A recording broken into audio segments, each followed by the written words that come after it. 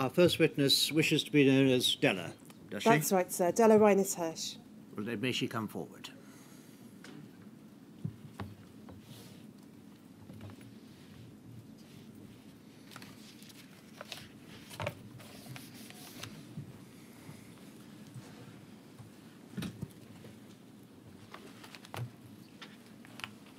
Please state your full name.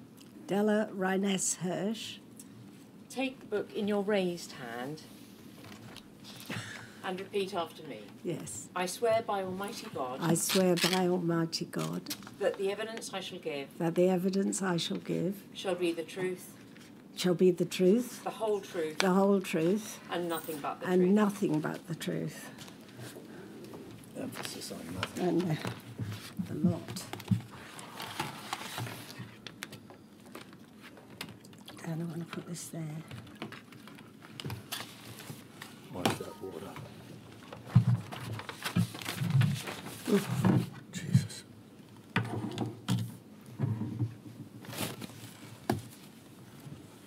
Okay. Della, you're here to talk today with the support of your husband Dan about your son Nick and what happened to him and to your family. I am.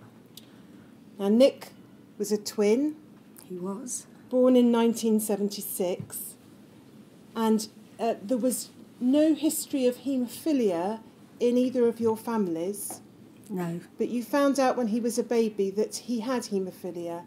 How did that happen? We had the twins at Queen Charlotte's in Hammersmith, and we decided to have them circumcised at home when they were 6 or 7 weeks old.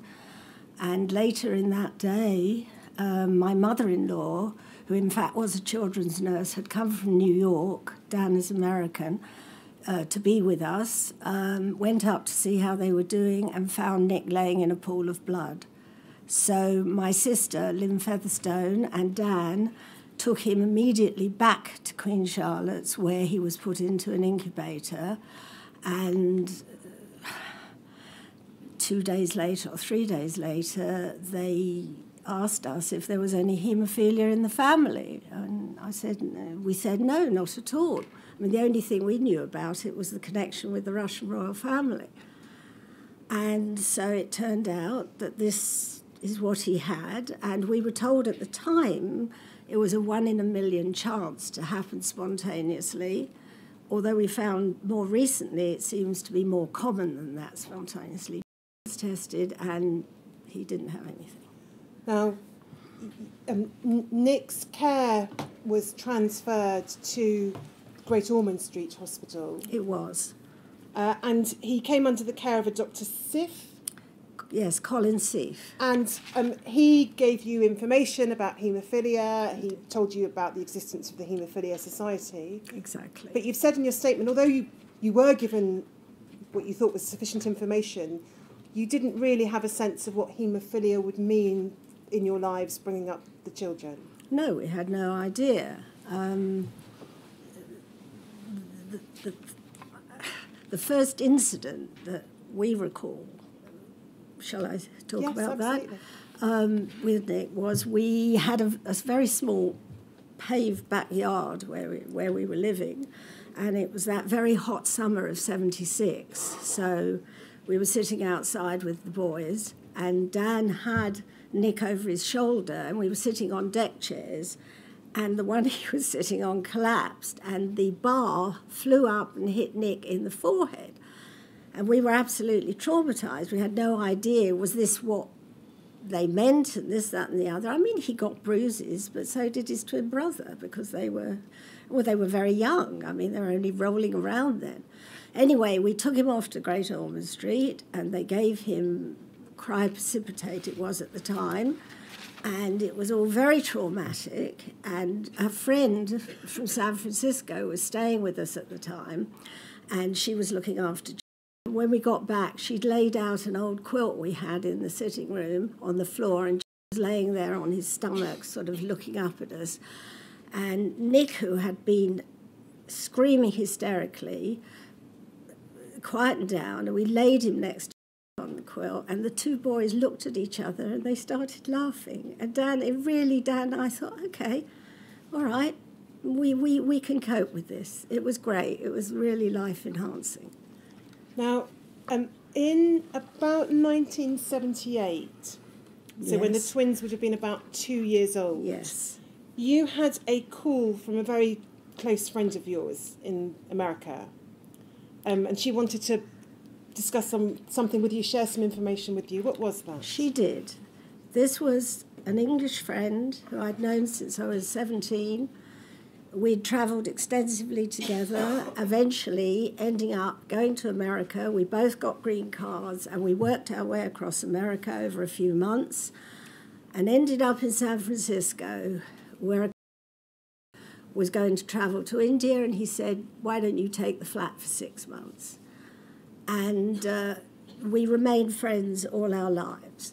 So later, during that time in San Francisco, I met Dan, who was from New York originally, but living in San Francisco. And at a point, we came back to England. And she stayed there, got married, and settled there till she died. She died, sadly, some year, just before Nick did.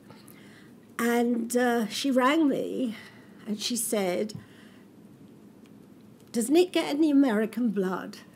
And I said, not as far as I'm concerned. I think it all comes from Elstree Laboratories, but I don't think they use... She said, well, listen, there's something really weird going on here, and I think you ought to investigate. Now, I must add here that both Irene and I had travelled since we were 17. We were pretty astute, let's put it like that. So the next time we went to Great Ormond Street, I asked Dr. Seif, does Nick get any American blood? And he said, not yet, but we're working on a new, whatever, product, and which we don't switch the children to till they're 4. And I said, well, listen, you know, American blood's not great. But he said, no, we're not going to do anything like that. He's staying on cryo. So that was it for then. But in that 2 years, till Nick became 4, I brought him tons of articles that Irene sent. I brought him articles, I brought him information, and finally, well, anyway, that's the background. And the particular concern that your friend had raised with you, and that you had, I think, some general knowledge about American blood, or you gained knowledge, was about the paid donation, blood being collected from prisoners and those on Skid Row. Absolutely. I mean, over the years we spent in America and our travels, we absolutely knew. I mean, we knew people who, you know, when they were short of money, they'd go and donate blood. And it was, they take... Sell it. Sell it, yes. Don't not donate it, sell it. It was common knowledge, and, yeah. And you've said in your statement that when you shared this information with the doctor at Great Ormond Street, you told him then and later that you did not want Nick to receive American products. By which you meant you didn't want him to receive anything derived from American blood. I did. We did. Absolutely. And you've not kept copies of those articles, but you remember giving to the doctors over quite a prolonged period of time information and articles about this issue. Yes, and as we'll talk about, it was later proved so. So in around 1980, what were you told about changes to Nick's treatment from cryoprecipitate to something else? Was it 19? Yes, 4. Yes, okay. We arrived one day at the hospital and they said, Nick has to go onto this new treatment. And I said, the one from America? And they said yes, and I said no. Absolutely not. He cannot have it, and if you try and give it to him, I'm going to cause up.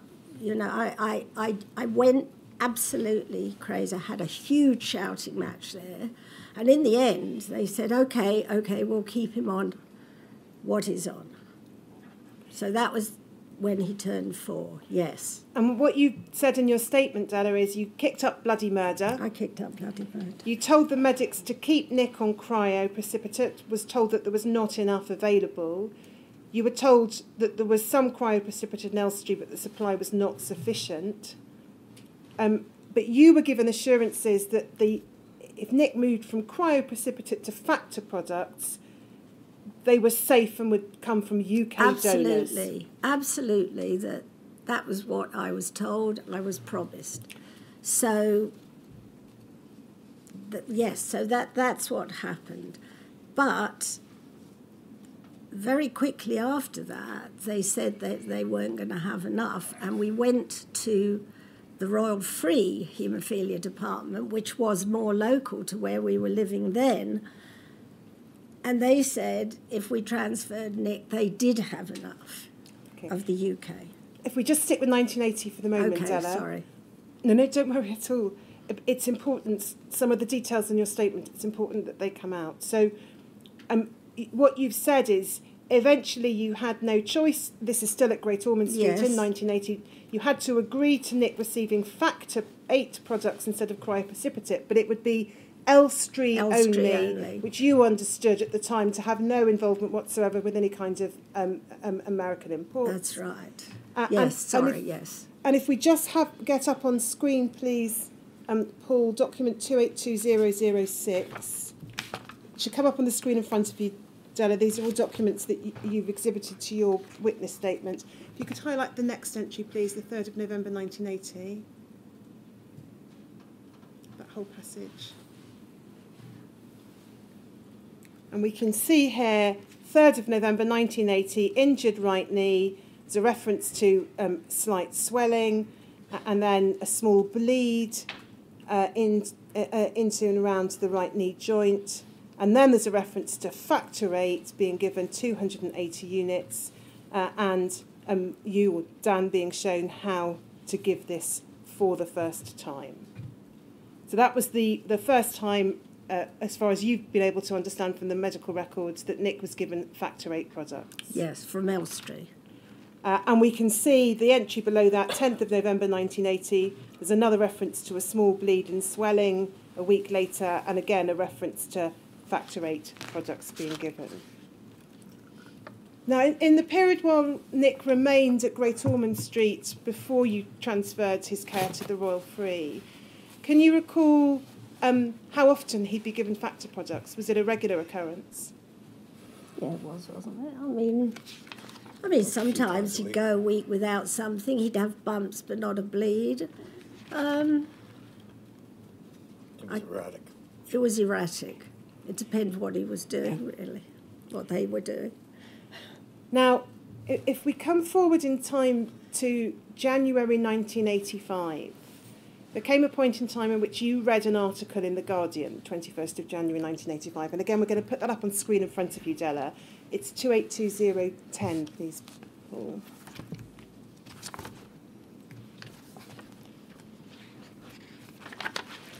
And you'll see there the article, and you've described reading it in your statement. It's called AIDS and a Caring Society. And if we look at the second paragraph, a few lines in, it says, AIDS is not exclusive to homosexuals at all. Not all those who contract the disease can be categorised as promiscuous, but the problem is a serious one. And then a few lines later, reference to the Department of Health having been too leisurely and too complacent.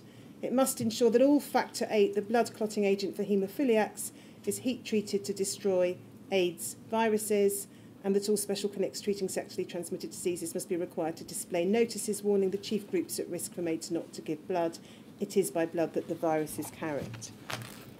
So you read that article, and that worried you?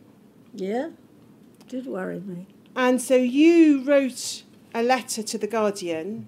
I think because you didn't want to disclose details about Nick, you wrote it in the name of your sister-in-law with her agreement. And if we just have a look at that, Della, or it's 282012, please. And if we could highlight the the top letter that's headed Bad Blood, that's right. So this is the letter that you wrote to The Guardian and that was published in The Guardian, setting out your concerns, in particular about the possibility of Nick having to be switched to American Factor 8. What can you remember? What prompted your concerns and your decision to write this letter? Well, the article prompted it. Everything that had gone before prompted it. I was absolutely beside myself. We were. And it happened that the letters editor of The Guardian was a friend of ours, because they don't normally let you publish letters not under your name. And I talked to Patrick and he said, it's okay. And I published it. So there's nothing in there, the name, it's only what I said. But the person to whom it was directed, who read it, understood perfectly well it was me. And what then happened? That letter was published on the 23rd of January 1985, and then you got a phone call. Who was that from? Well, first of all, Professor Hardesty published his own letter, which I refuted. And yes, what happened was that he rang us at our business, which was not far from Great Ormond Street. Now, there's no way in hell he would have known Julia Harrison. Dan's sister was a politician in New York. But no one, he knew when he saw that letter, there was no one in the Great Ormond Street department, haemophilia department, who would have known those things, who would have done those things. So he just rang and he asked Dan and I to come and see him up at Great Ormond Street haemophilia unit. And can you recall anything about the conversation you had with him? Oh, yeah, I can recall everything. First of all, he told Dan and I that all the children in the unit had been tested for virus, and Nick was the only one that didn't have it. Didn't have AIDS. AIDS, the HIV virus. Did you even know that Nick had been tested for Nope, HIV? nope, we had no idea he'd been tested. So he told you that whilst Nick did not have the virus, all the other boys on the unit had been tested and were all HIV positive. Yep. That's what he told us. And can you recall anything else about the conversation? Well, I can recall a lot of things because it was completely and utterly outrageous. And by then, what year did you say that was? 1985. 85. And I mean, I had been talking about it since 78. I mean, anyway, that's beside the point.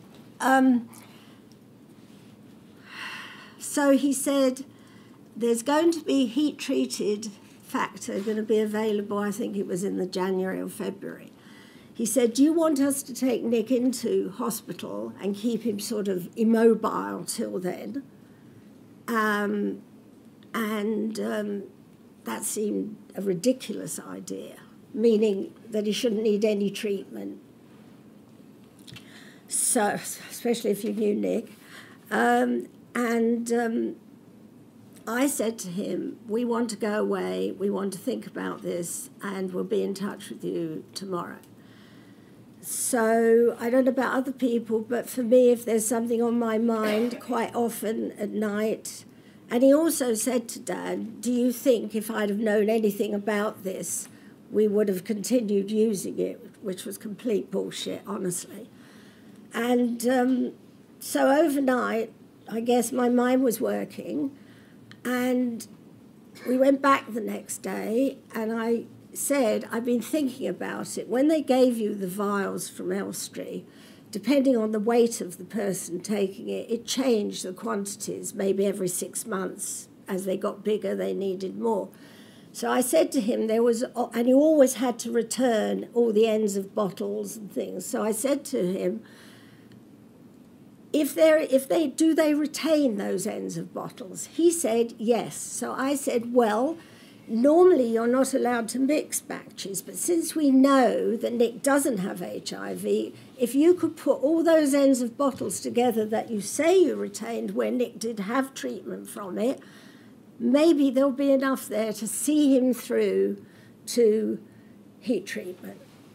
And that's what happened. We got them, all the ends, and that's what Nick used. And he never did get HIV. At that point, we didn't know anything about hepatitis C. It wasn't even non-A, non-B. So, okay, so Dan and I were extremely dissatisfied by that time with what had gone on, and since the Royal Free was nearer to us, by then we'd moved from Shepherd's Bush,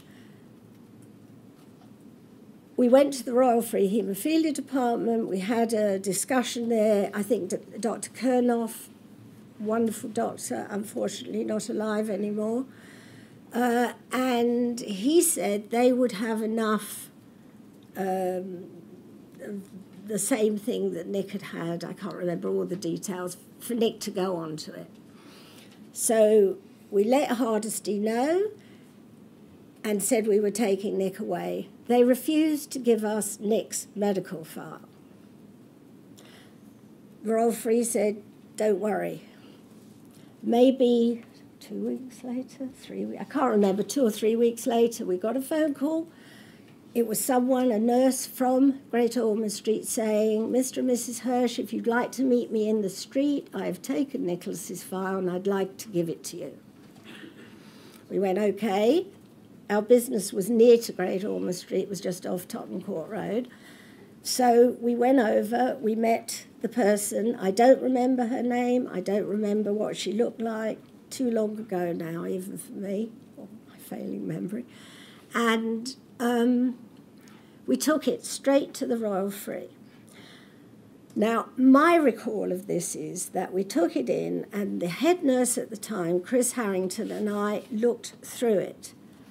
And there was a particular note there was, that leapt out at you. What was that? Yes, on the day when I had kicked up such a fuss at Great Ormond Street about them not allowing them to give him American treatment, right across that note in tram lines was written, neurotic mother. And that about summed up the way we were considered by the medical profession. You've subsequently, many years later, obtained such records as you can, yes. But you haven't been able to find a copy of that record. No, and Chris Harrington says she has no recall of it.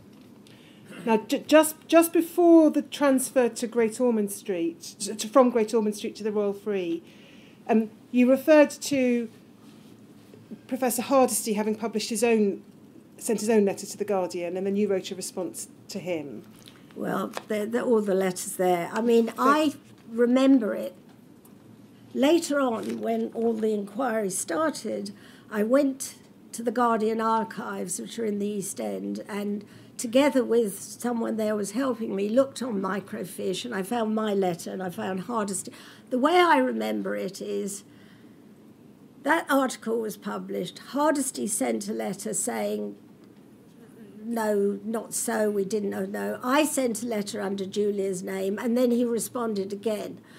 But the dates don't quite correlate. I'm not quite sure which way round it was. Don't worry, I'm just going to ask you just to look at one passage from Professor Hardesty's letter and then your response to Professor Hardesty, just because it helps illustrate some of the points you're making. So 282013, please. And it's overheated about blood. And so this, we can see at the very bottom, it's a letter from Professor Hardesty, the director of the Haemophilia Centre, Hospitals for Sick Children. And the first paragraph of the letter expresses sympathy with Mrs. Harrison, that being the pseudonym you'd used, and then sets out he must correct some misstatement in the letter to allay possible distress which the letter may have caused. And then the facts set out in the second paragraph are as follows. AIDS was first described early in 1981. The first case in a haemophiliac was reported to the Centre for Disease Control in the United States later that year. Medical intelligence travels fast, and these facts were well known to this as to all British haemophilia centres at that time. And then it goes on to talk about not until 1984 that the precise causative virus had been identified in heat treatment. Now, you responded directly to Professor Hardesty, didn't you? And No, I responded in The Guardian to it. well, you certainly wrote a letter to Professor Hardesty Well, because quite you've likely. given us a copy of that. Right. And that's 282014. It's a letter dated the 4th of February 1985. Just before we leave, we just have left the last. We can put it back, sir. The bit in the middle, the sentence written by Professor Hardesty begins, although the occurrence in haemophiliacs provided strong evidence that the disease could be transmitted by blood products. It was not until 1984. So he must have been talking then about, in his view, and it follows from what he was saying earlier, in the views of all the haemophilia centres, there was strong evidence in 1983 and before May 1984 that it was transmitted by blood products. Would that be a proper interpretation of that? That certainly seems to be the natural interpretation of his words, sir. Thank you very much. And then we have your response, Della, 282014. We've got the whole response, so I'm only going to ask you just to look at the first paragraph and the second sentence, where you said this: "My only purpose in writing the letter was to stir the complacency of the government into producing the heat-treated Lister factor by April as per the information they've been handing out to the press." So you were trying to bring your concerns to public and national attention. Do you recall whether you had any further dialogue with Professor Hardesty after you sent him this letter? No, I don't think we did we? No. I don't remember it. I mean, I'd never met him, or maybe he passed once. Until you had that meeting with him after the first letter? We dealt with Colin Seath almost exclusively. And then, again, just before we move on to Nick's care at the Royal Free, you've explained in your statement that after this exchange of correspondence, after the meeting with Professor Hardesty, there was a regular appointment that Nick had on the 9th of July 1985 at Great Ormond Street, and you were told at that appointment that Nick was going to be switched to American Factor 8 because haemophilia centres were running out. And you describe yourself as being livid, and that's the point at which the decision was finally made that you would move to the Royal Free. Mm. God. So Nick's regular routine haemophilia care transferred to the Royal Free in 1985, 10th of July, and he came under the care of Dr. Goldman, who you liked. We did. And Professor Lee, with whom you've said in your statement your relationship over the years deteriorated. Yes, she wasn't there at the beginning. Kernoff was there.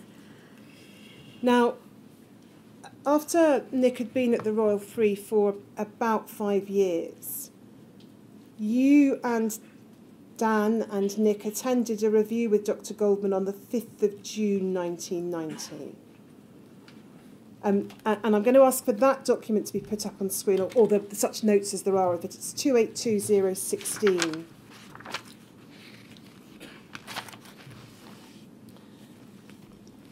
And if we could we can see the date there, 5th of June 1990, review. And if you could just scroll down a bit, please, Paul, towards the bottom of the entry for that date.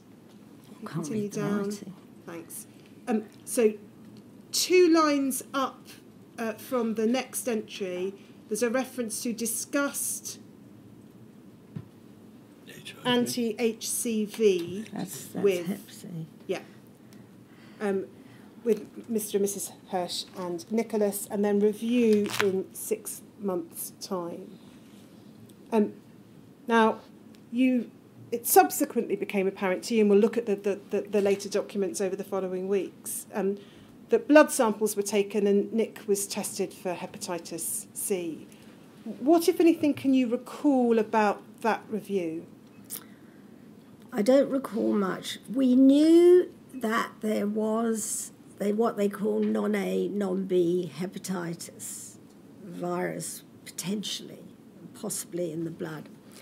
The thing was that whose flat in San Francisco we'd gone out originally to take while he went to India, he'd had Hep C, and I had sort of nursed him through it. Was it Hep C he'd had or Hep A? No, sorry, he'd had Hep A, and that's curable. So when I think Christine Lee talked about Hep C possibilities, or Dr. Goldner, whoever it was, I actually didn't take it very seriously. I thought, well, if that's the worst he gets, that's dealable with. But they called it non-A, non-B. I didn't really go into it. It was all already had been so traumatic, the whole thing, and the fights and the difficulties. And we didn't have that fight at the Free, but we had other things there. So what you've said in your statement about Yes. this review on the 5th of June 1990 is you have very little memory of the actual visit. You've seen the notes refer to a discussion about HCV, hepatitis C. You've said that you had no knowledge of what that was at the time and it wasn't explained to you.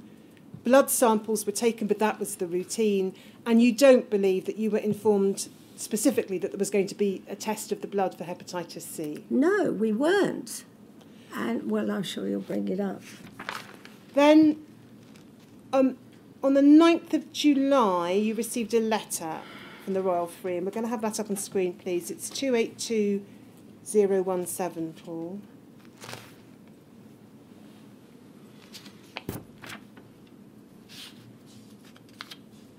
So this is the letter sent to you. From Dr. Lee. I'm writing to tell you about the new anti-HCV test. Many haemophiliacs who've been treated in the past with unheated clotting factor concentrates or other blood products have been exposed to the non-A, non-B hepatitis virus, so-called because it's unrelated to hepatitis A and unrelated to hepatitis B.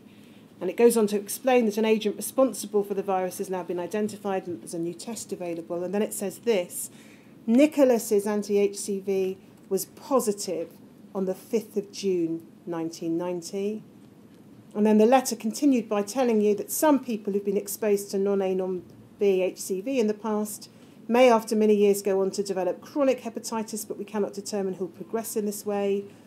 You were told that although there were some trials of treatment for such liver disease, no one was using treatment on a regular basis in haemophiliacs at the present time. And then there was a reference to the limited information about sexual transmission of HCV. And then it says, we could discuss this with you at your next review or sooner if you'd like. What, if anything, can you recall about receiving that letter or the impact on you?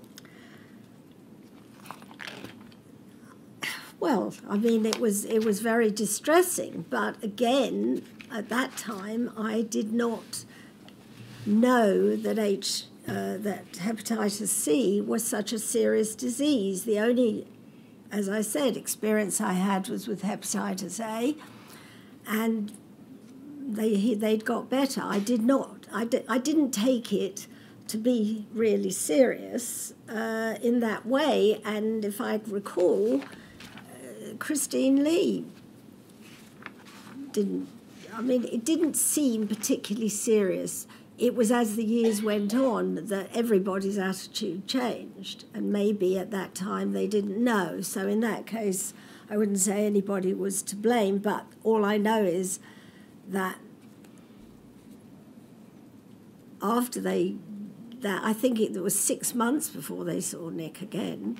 Well, I think we'll just, if we take it in stages, Okay. Della, you subsequently, on looking at Nick's records, found out that between the 5th of June 1990, when the blood was taken for testing, and the 9th of July, when the letter was written to you as Nick's parents telling you the result, a letter had been sent by the Royal Free to your GP on the 22nd of June. That's 282022, please, Paul.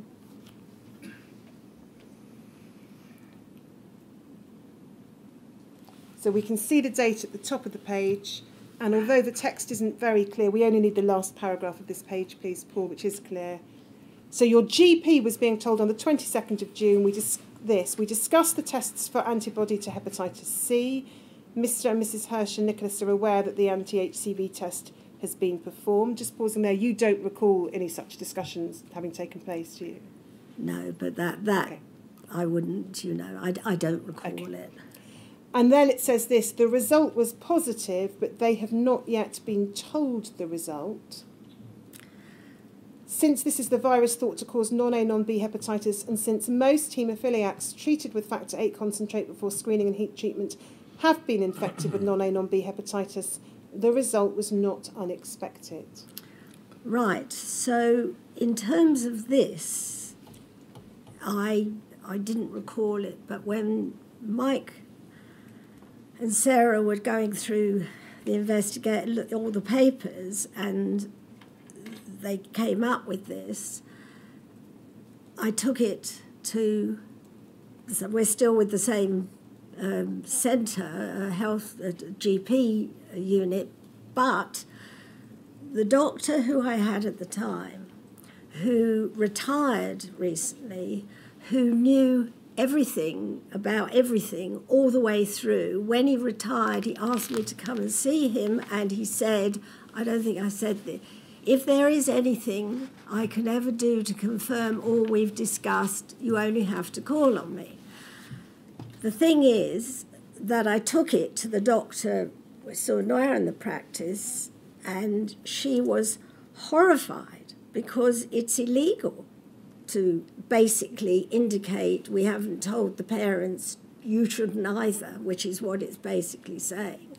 And she said she was going to give the letter to the practice lawyer. I've not heard more about it, but it was shocking. And, really. And you've explained in your statement you cannot understand why the first people who were informed were not you as Nick's parents, and instead that letter comes some weeks later from Dr. Lee. This letter goes to your GP without your knowledge. Quite. And the passage that we read concludes with saying, since most haemophiliacs have been infected with non-A, non-B hepatitis, the result was not unexpected. Was that ever explained to you, that this, in fact, was something that the medical profession expected by this time to find out?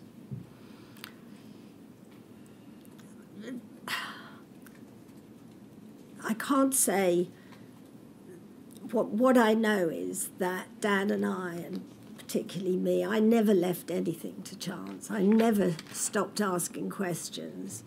But in this case, I had no idea, from what I remember, that it was a serious thing. I thought, I didn't think that it was certainly not explained that it was serious at all. And you've drawn attention in your statement and in the documents you've produced to some subsequent notes, and if we could have up on screen, please, Paul, 282018.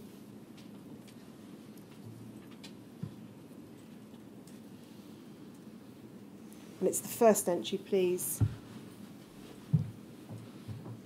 So the details of the review we can leave aside, but this contains the sentence, I note he has chronic hepatitis C genotype 1 and he was probably infected in 1980 with first clotting factor concentrates. So that's the information you've subsequently been given, that Nick's infection probably derived from the first factor concentrates given in late 1980. Yeah. Thanks, Paul. You can take that down. Now, through the 1990s, you observed that Nick was getting increasingly unwell. Always tired, didn't look well, I think is how you've described it in your statement, and there was a suggestion at one point by your GP, I think, of glandular fever. Yeah. And you saw Dr. Goldman in November 1990, and a query was raised whether it could be attributed to depression. And the question you've raised in your statement was the obvious cause must be the hepatitis C. in 1992, Nick embarked upon his first course of treatment for the HCV, a course of interferon. Was that as part of a trial? And what can you recall about that process of treatment and Nick's response to it? Oh, it was absolutely ghastly, terrible. Was that when he was doing his GCSEs? I can't remember. Which year? 1992, Della. So 76. So he'd been about 16. Yeah, I think he was doing his O-levels then, sort of. And, it was just terrible. It was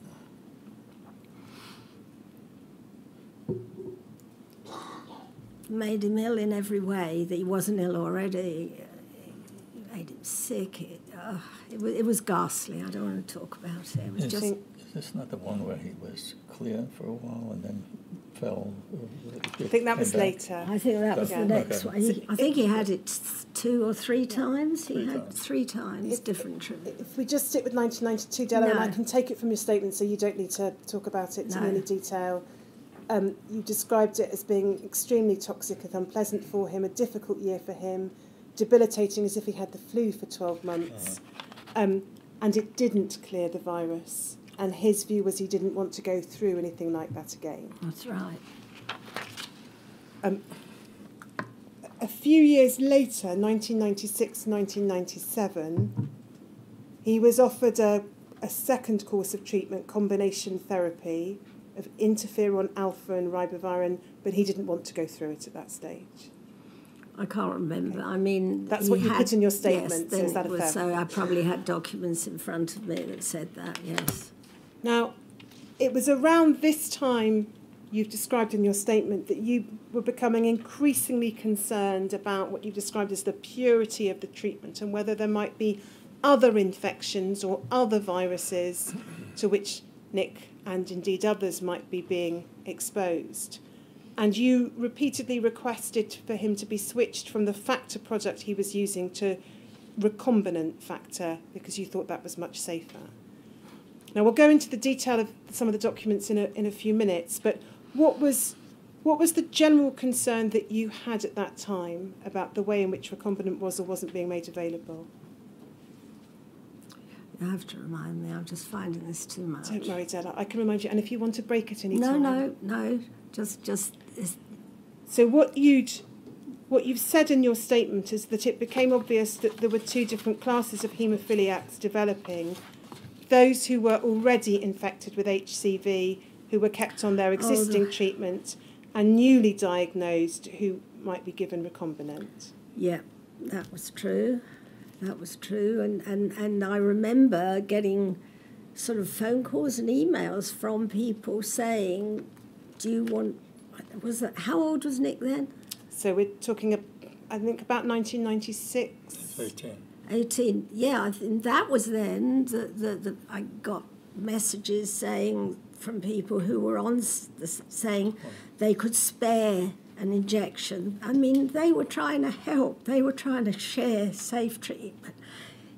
In the UK, in a civilised country, they were offering us... And amongst other things, you wrote to the Secretary of State for Health. Alan Milburn, I certainly did.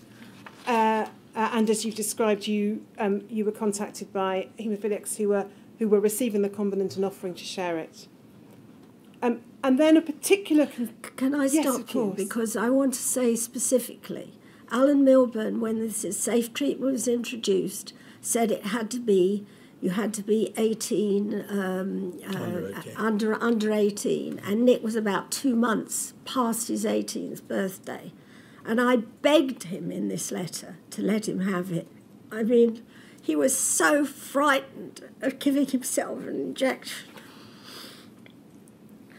And he refused. And in those few months, he got exposed to VCJD. Yes, CJD.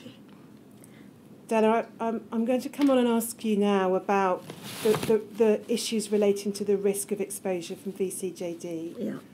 I can take it reasonably quickly if that would help. No, it's all right. I just feel so passionately, not only because it was my son, there were tons of people that this was happening to. So there were families all over who were suffering like we were and like Nick was.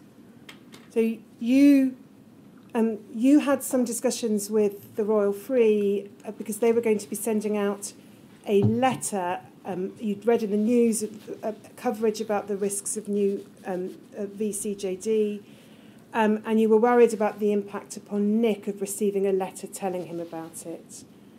But you've recalled in your statement that in early December 1997, Nick went to his usual clinic appointment, was called into an interview room and told the news very bluntly by one of the doctors. Can I say more on this? Yes. Nicholas, as you'll hear later, was a musician and he often went on tour. He was so frightened of going to the Royal Free. They pulled him out. Sometimes he'd be going off and he'd go in for treatment. At that time, it wasn't home delivered.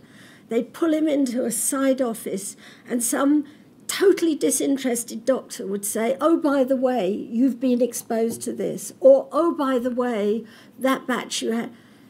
He was frightened to go there anymore. And every time being asked, I wrote to them, I complained, and then Dan and I would find ourselves sitting in a room with some doctor going, I'm so sorry that I distressed Nicholas. It was so terrible what they did, so terrible, and particularly to the young ones and the teenagers and to everyone. It was so without care and thought that these were real human beings with lives and feelings. It was disgusting. And I mean, I'm not just saying it here, I expressed it forcefully in letter and in person many times. And there was a particular letter that Nick did receive, and we're going to put it up on screen, Della, if that's all right. It's exhibited to your statement.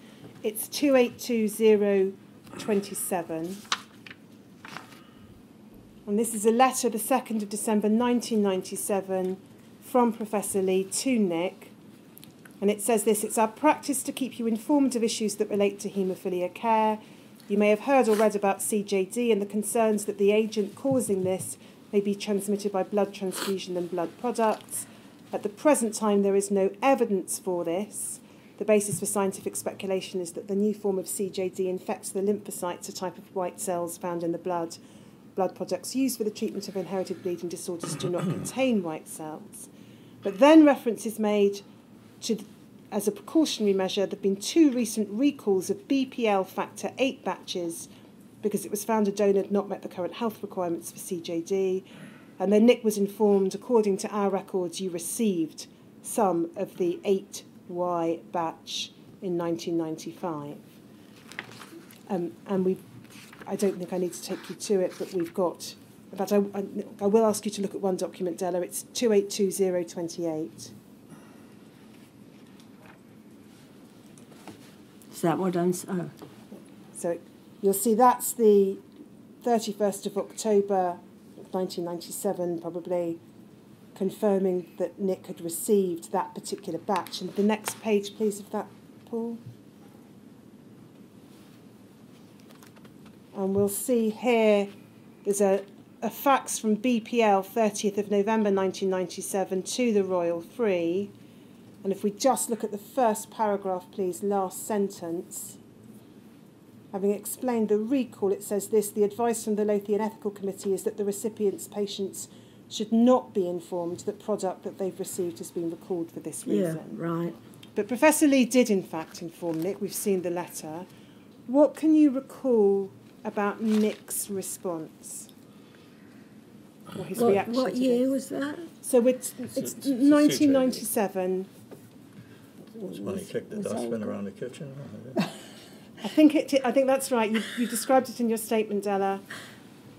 Yeah, I mean... He was devastated, you said. I mean, he was devastated. What else could they do? And what you've said in your statement, Della, is he phoned Dan and I at work, and I remember him saying, you will never believe what they've given me now. And you went home, and when he turned up, he was very angry and kicking furniture around the house. Yes, this is true. Now, you renewed your efforts, both on behalf of Nick and more generally, to lobby for recombinant to be made available more widely. I did. And I don't propose to take you through all the documents because you've described them in detail in your statement and provided them to the inquiry, and they'll be publicly available. But you and your MP, who was your sister, was your MP by that time, and others were lobbying for recombinant to be made available more generally to haemophiliacs who had been infected with HCV or HIV. Is that right? Yes, I'm sure it is. And you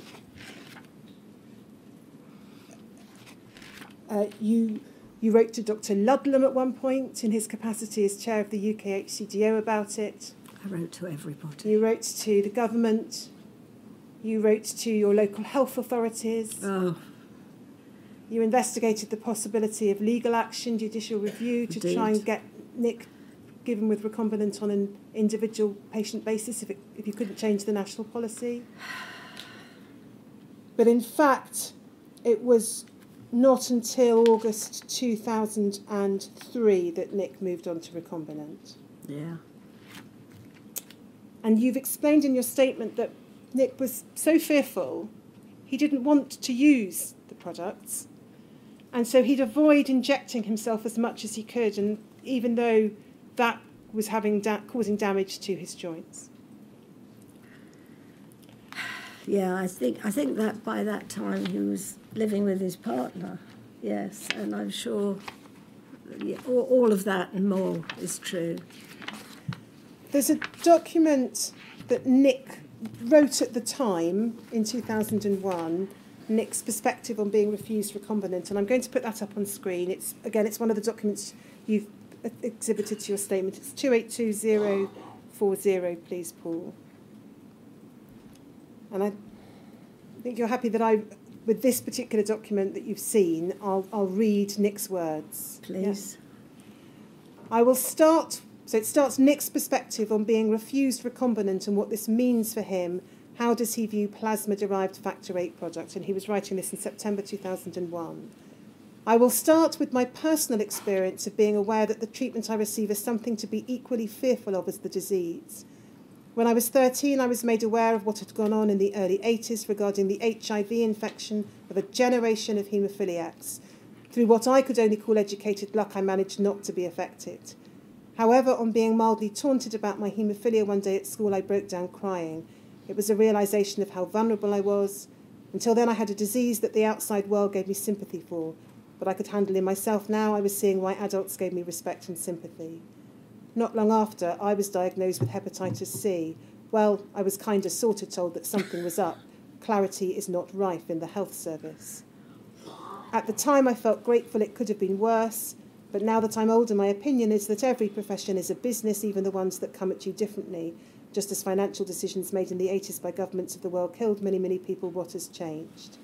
And then Nick talks about being told about BCJD, Della, and he says this. A couple of years ago, I was pulled into an office in my hospital as I was on my way to just pick up my supplies and told that one blood donor had contributed to a batch along with hundreds of other donors that I had used. This donor had subsequently died of CJD. To all intents and purposes, end of story, good day. At that moment, I felt like history was repeating itself. Later, I was reliably informed that this bombshell was nothing more than the health service legally covering its own arse due to what had and was happening to them from the fallout of the HIV scandal. So where does this leave me? I'm treated with blood, a risky thing at the best of times. I'm surrounded by doctors who have the weight of the world on them, only a fraction of which is concerned for my health. A health authority that wants a fresh start with all kids born after 1985, a government that has infinite pillars and posts. I want this treatment. It is owed to me. It won't give me back a life of ignorant bliss, but it will give me a chance at it. And that was what Nick wrote in 2001. Would you like us to take a break, Della? No, it's okay. You sure? Okay.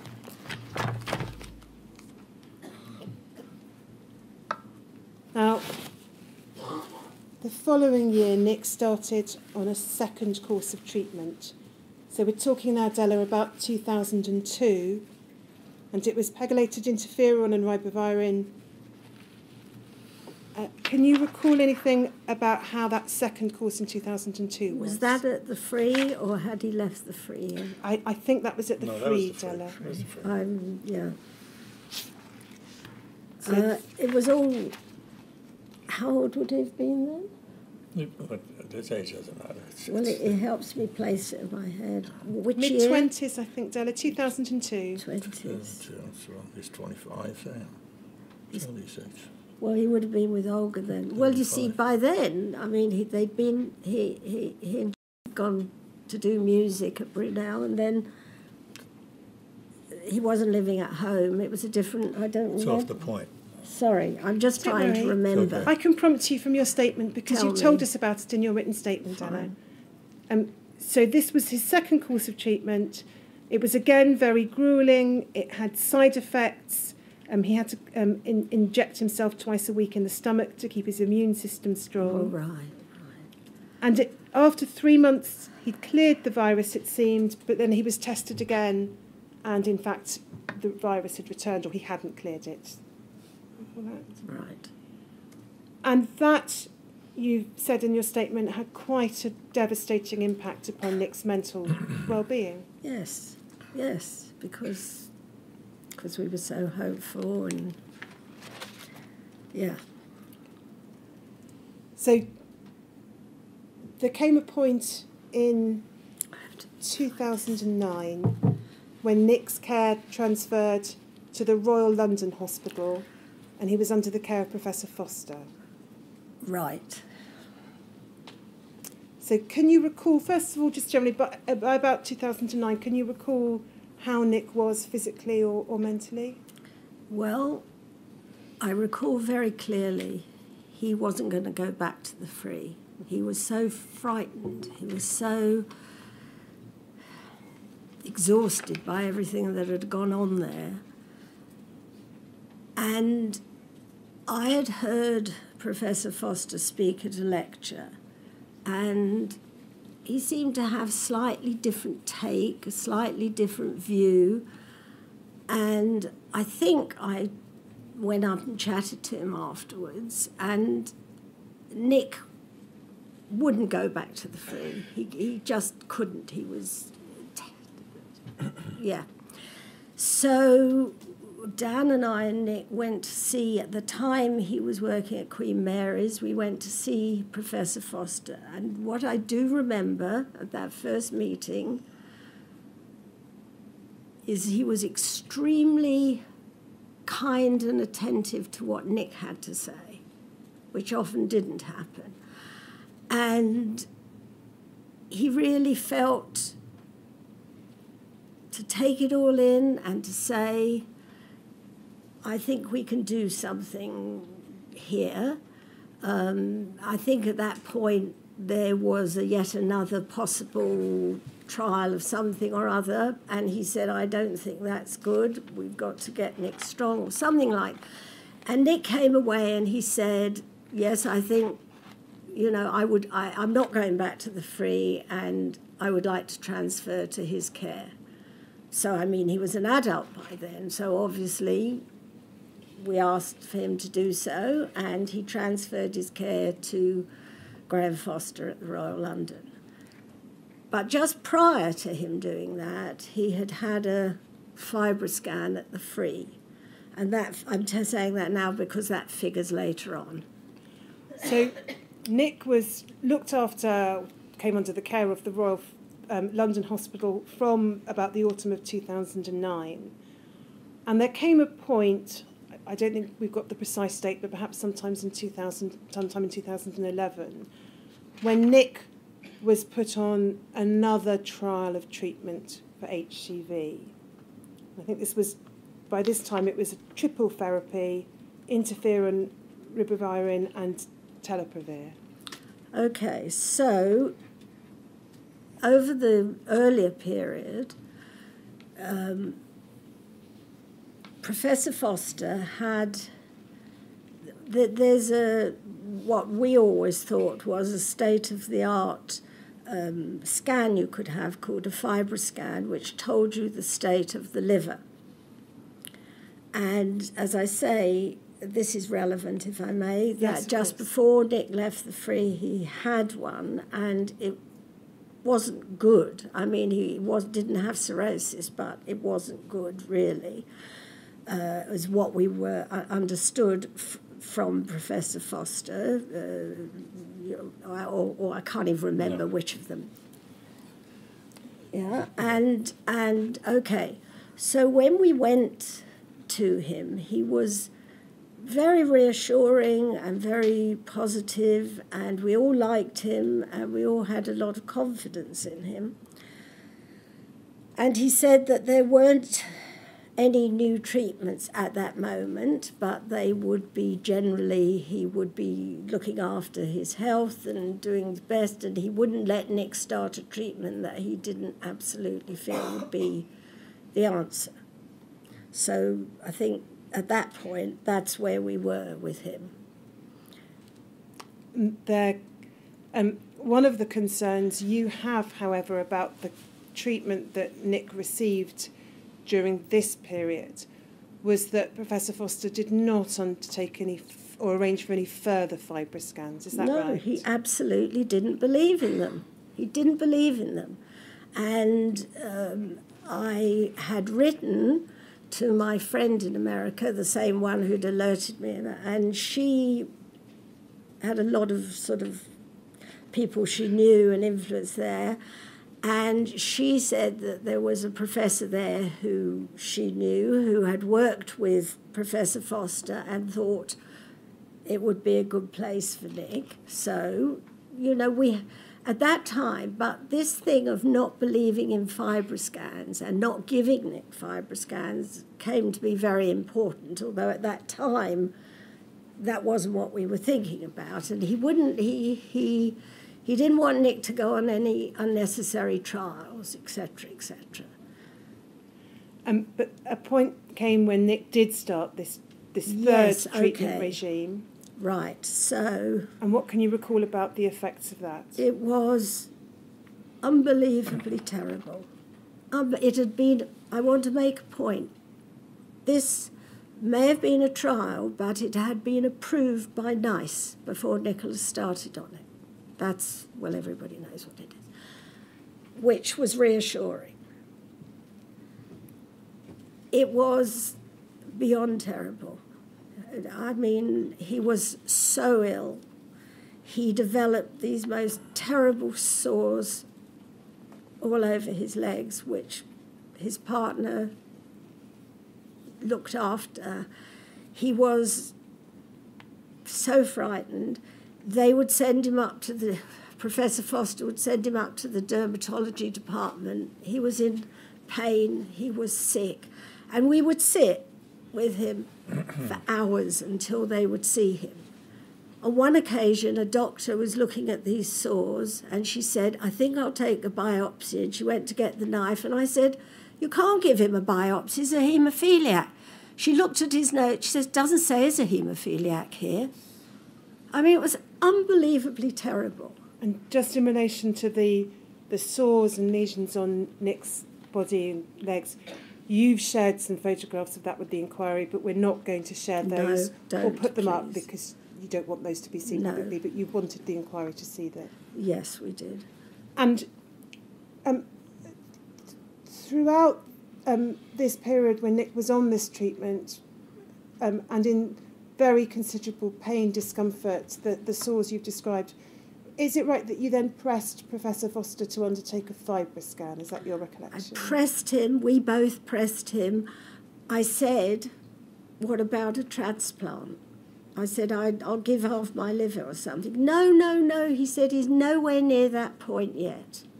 But he'd also, you said in your statement, you thought that Professor Foster had made a comment at a conference about Nick's condition. What was that? He'd gone away to Japan or somewhere out there to a big liver conference, and when he came back the next time we saw him, he said to us, blithely, "Oh yes, I talked about Nicholas. I said he was having the worst reaction of anybody I had ever seen on this treatment." Like he was a specimen. And Nicholas started to get, I felt really frightened, scared. We both felt it. There's an email that Nick wrote at the time that Dan's looked at, you don't want to look at, but you want me to say a little bit about, I think. Well, just so that Nick's perspective is heard. I don't need to, Della, if you would like me to. No, if it helps, if it shows. I think you wanted Nick's voice to be heard. He talked in January 2012 in an email to... Just a moment. Let's just stop the broadcast for a moment. You all right? Yes.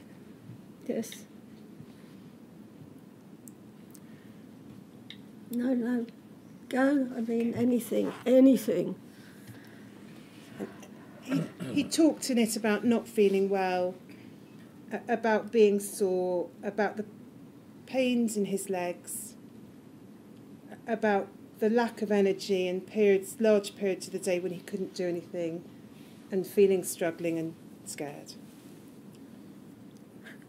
Can we please have the camera on Miss Richards?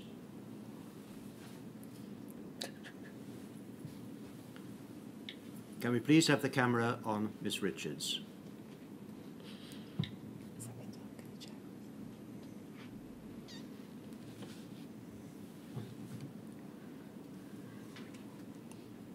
And a few weeks after that, Della, as you've set out in your statement, Nick was admitted to hospital mid-March 2012 into the intensive care unit. May I speak on this? Of course you can, Della. This is your evidence. Very sadly, 4 weeks before then, my best friend in America died. And Dan and I flew out there to go to the memorial.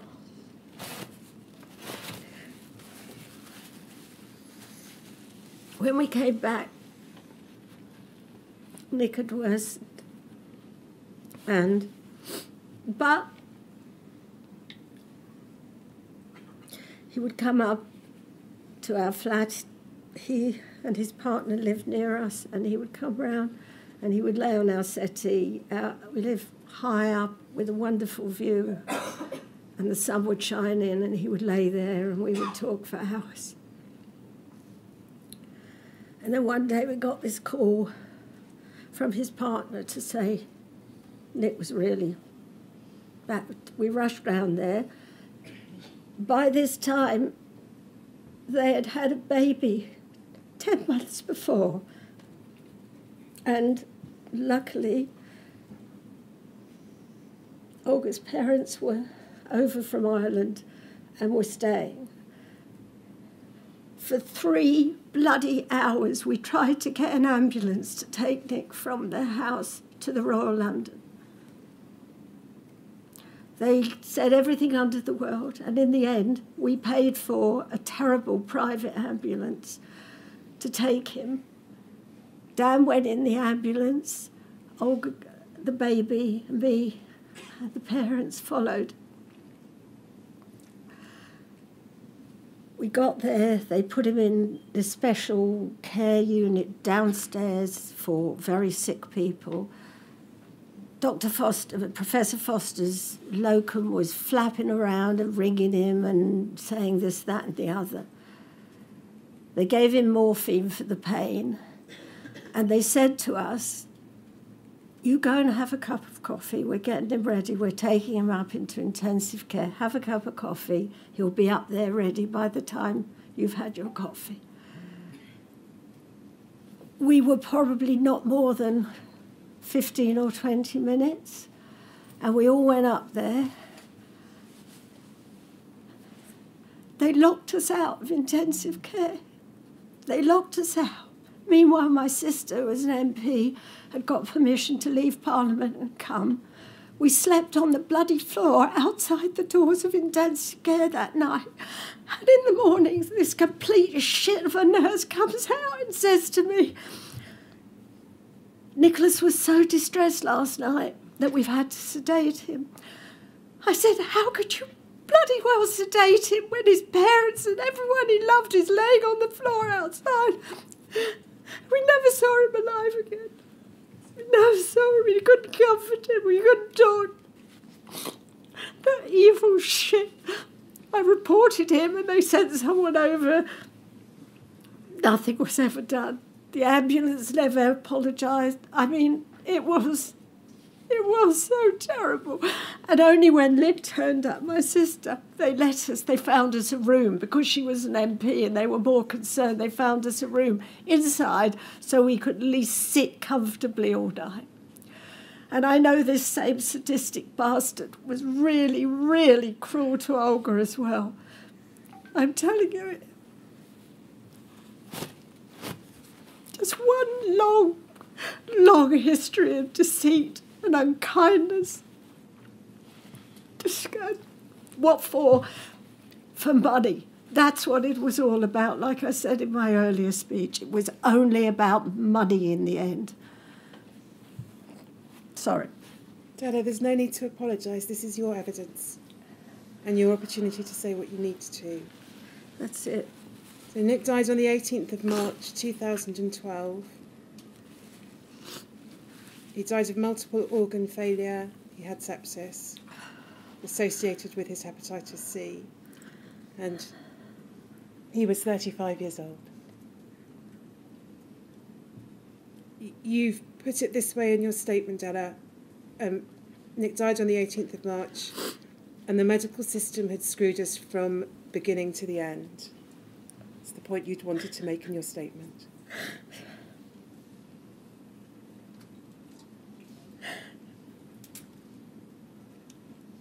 Della, I've only a few more questions. Yeah, sure. We can take a break if you would like. No, go ahead.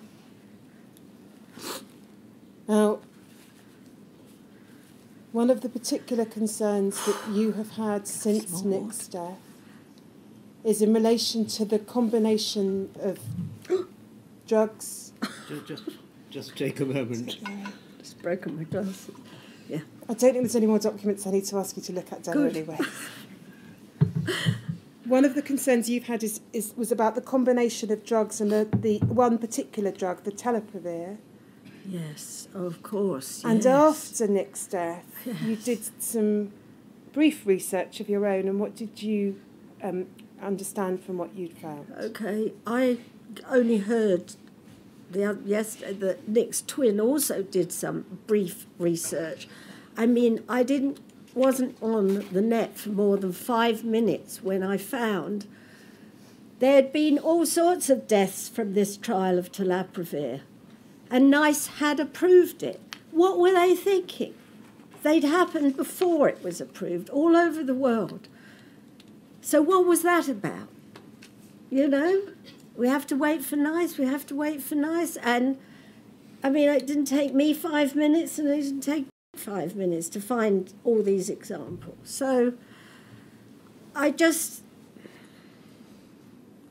wanted to kill him, really. But it was done. You know, it was done. They lied, they cheated him, hundreds of others, and now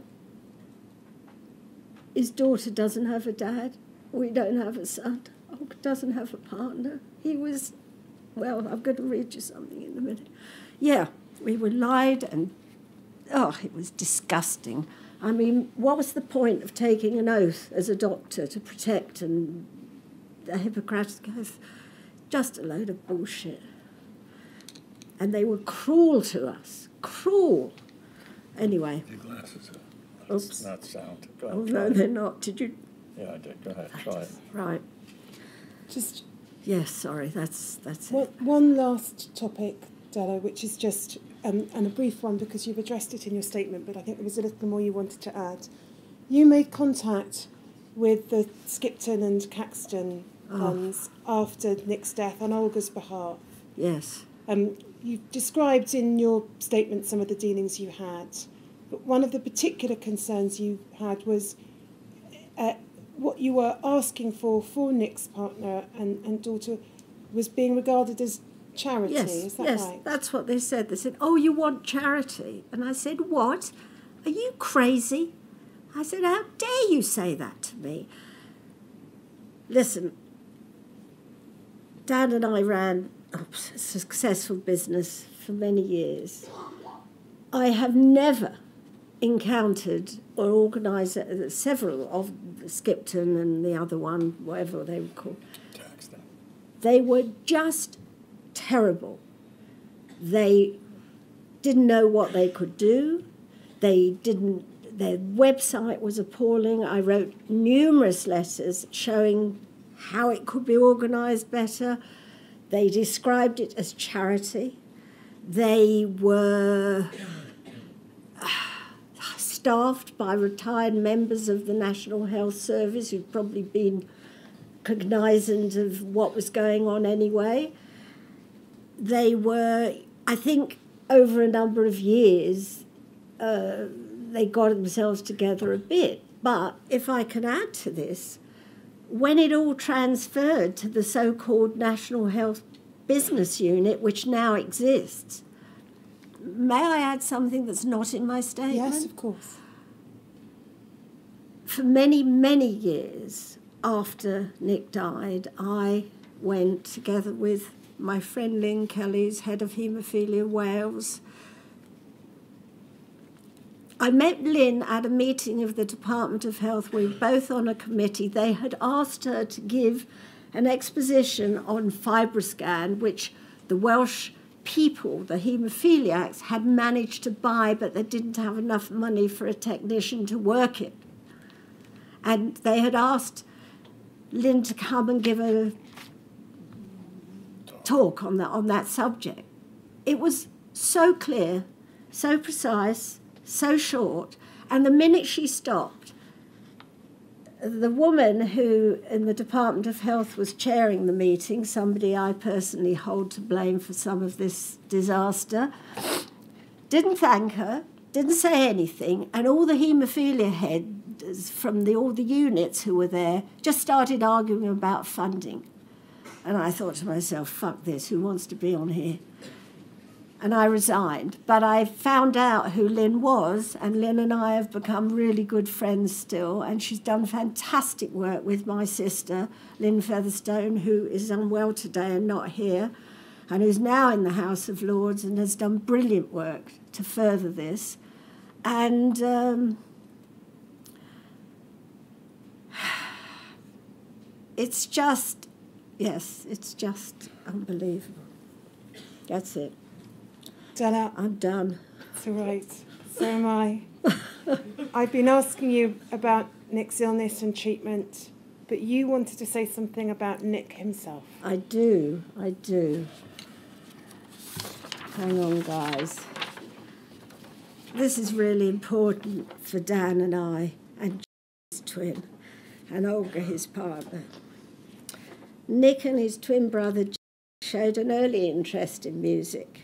They wrote their first song entitled Hearts on Fire at the age of 8. God knows what that was about. And when he was 12, he had his first guitar lesson. Arrogant little sod that he was, the following week he booked a recording studio. He handled his haemophilia well, despite the periodic body blows he received courtesy of the poison pumped into his veins as a child. Hep C, close brushes with HIV, and CJD exposure. He was good at sports, but truth to tell, not so good at sportsmanship. He liked to win too much. And yes, he did go on to become a fine blues and rock guitarist, gigging all around the UK, Europe and America. He and his brother simultaneously ran a rehearsal and recording studio at the Chocolate Factory in Wood Green. Nick and his partner had a baby girl in 2011. And when she was a couple of months old, he started taking her out to the various venues in which he played, plopping her down on the bar and introducing her to wine and oil as the fruit of his loins. The following year, just shy of his 36th birthday, Hep C finally did for him. He was funny, irreverent, talented, loving, maddening, and wonderful son, brother, partner, and father too, if only for 10 months. We miss the hell out of him. Della, you know that in relation to some of the points made in your statement that responses have been obtained by some of the doctors involved. I do. You've been able to look at some of them, but not all of them. And I think you know they'll in due course be published by the inquiry, but so too will any written response that you want to make once you've been able to bring yourself to look at them. Okay. So I've no further questions for Della. Thank you. Thank you, everyone. Thank you. Well, thank you, Della. As you say, you're done, but thank you very much.